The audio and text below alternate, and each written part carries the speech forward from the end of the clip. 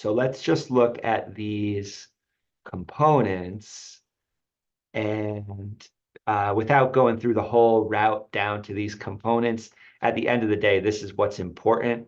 So I'm in source, the components directory, and then the transactions directory. And you can see that there's the simple donation transaction and the always succeeds locking transaction. This one is super simple. There's the whole file right here.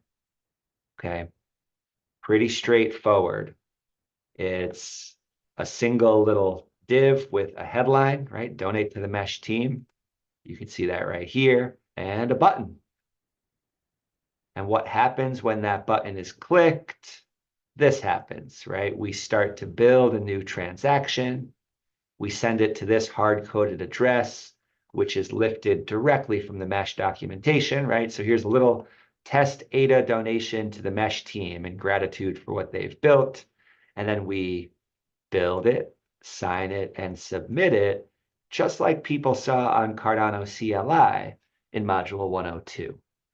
All right, this is one of the best things we can do for people who are learning these concepts for the first time.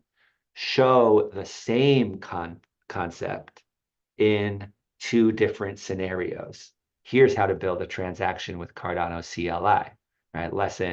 That was lesson 102.3 or whatever it was, right? Here's how to build a transaction with Mesh. Cool. And we start to build up the mental model of these kind of repeated patterns through all this stuff. So that's the simple transaction.